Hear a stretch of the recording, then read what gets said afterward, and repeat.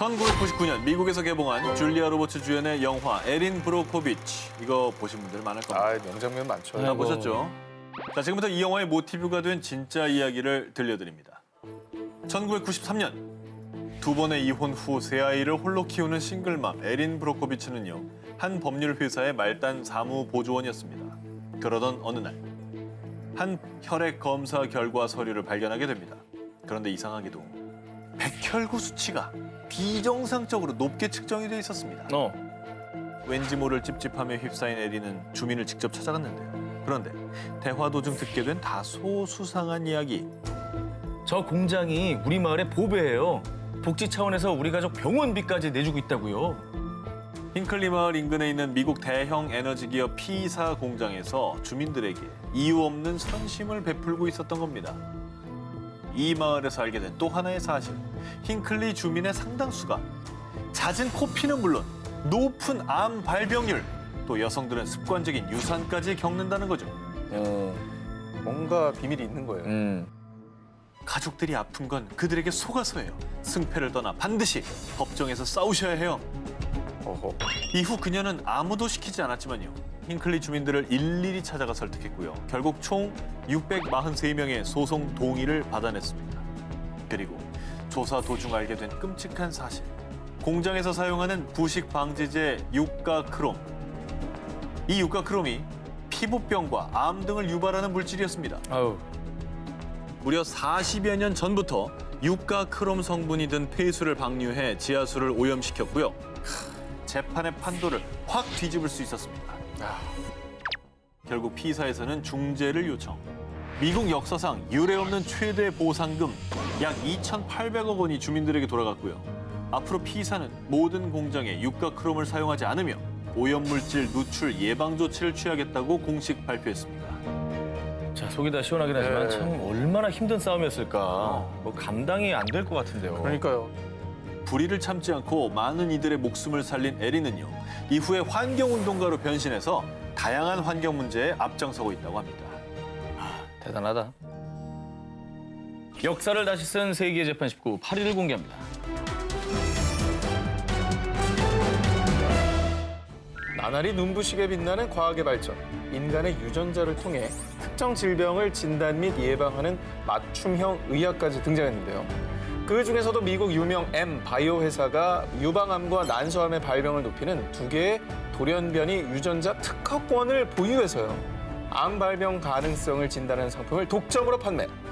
참고로 2013년도에 안젤리나 졸리도 이 상품을 이용해서 유방 절제 수술을 받기도 했죠. 발병 전에 인자를 분석해서 미리 유방을 절제할 발병할 것이다. 그렇습니다. 자, 그런데 문제는요, 이 상품이 약 3,340달러, 한화 약 380만 원. 이렇게 고가이다 보니 누구나 쉽게 구매할 수 없는 데다 다른 과학자들이 이 유전자로 연구를 하려 해도 M사의 반대로 연구를 포기하는 일이 다반사로 일어났다는 거였습니다. 좀 이상하다. 그 기술을 이용해서 인류 전체의 건강이나 복지나 행복이나 지적 자산이 올라가는 거를 그걸 또 방해하는 건 옳지 않아요. 자, 그래서요, 2009년 미국 시민자유연맹과 공공특허재단은 M바이오 회사에 특허권 취소 소송을 제기했습니다. 유전자는 자연의 일부이고 누구나 연구할 수 있어야 합니다. 특허권으로 수익이 보장되지 않으면 과학자들은 절대 연구에 나서지 않을 겁니다. 이 양측의 팽팽한 접전 속에 2010년 1심에선 원고인 시민연맹이 승소를, 그 뒤 2011년 항소심에선 피고인 M바이오 회사가 승소하며 대법원까지 가게 됐고요. 2013년 최종 판결이 났습니다. DNA는 자연의 산물이므로 M사의 특허를 취소합니다. 미국 대법원은 만장일치로 M바이오 회사의 유전자 특허권을 취소. 이제 우리 모두 싸게 유전자 치료를 받을 수 있게 된 길이 열린 거죠.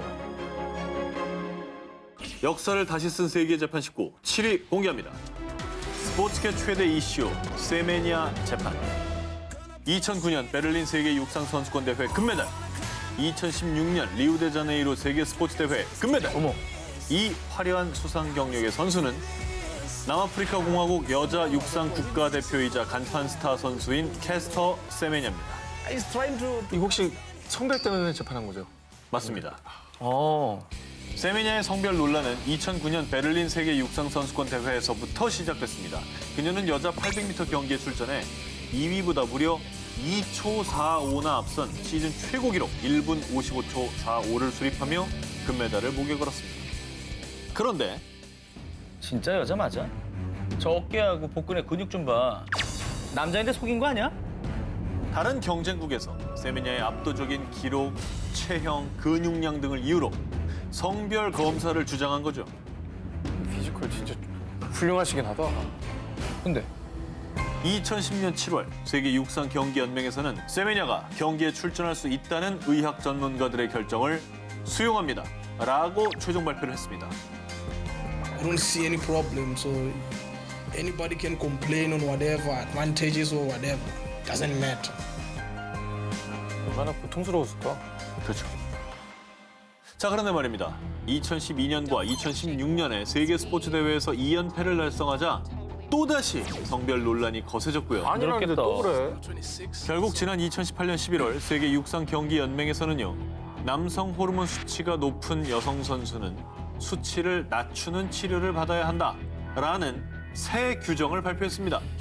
저기 왜 저래야 되죠? 내 몸에서 나는 게 호르몬인데 그걸 왜? 아니 남성 호르몬을 내가 주입한 게 아니잖아요. 그러니까. 그렇죠. 그 자연 발생적으로 나는 건 어쩌라고. 지난 2월 세메냐는 스포츠 중재 재판소에 새로운 규정 도입을 제지해달라고 제소했다고 하는데요. 스포츠 공정성을 강조하는 연맹과 개인 특성을 인정해야 한다는 세메냐 측의 엇갈리는 주장 속 과연 스포츠 중재 재판소에서 어떤 판결이 내려질지 지켜봐야겠습니다.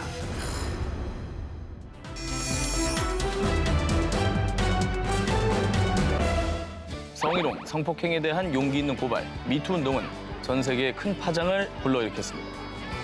그런데 미국에서 최초로 직장 내 성희롱을 재판대에 올린 세기의 재판이 있었습니다. 홀로 자녀를 키우던 미혼모 젠스는 생계를 위해 미국 미네소타주의 한 광산 회사에 취업을 했습니다.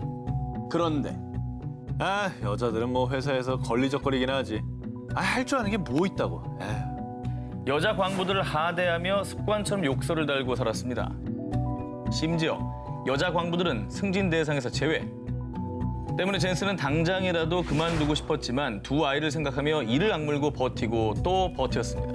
하지만 남자 광부들은 상습적으로 젠슨의 허벅지와 엉덩이까지 쓰다듬기 일쑤였고 이를 상관에게 건의하면 그거 그만두기 싫으면 시끄럽게 하지 말어 라고 되레 그녀에게 윽박을 질렀습니다.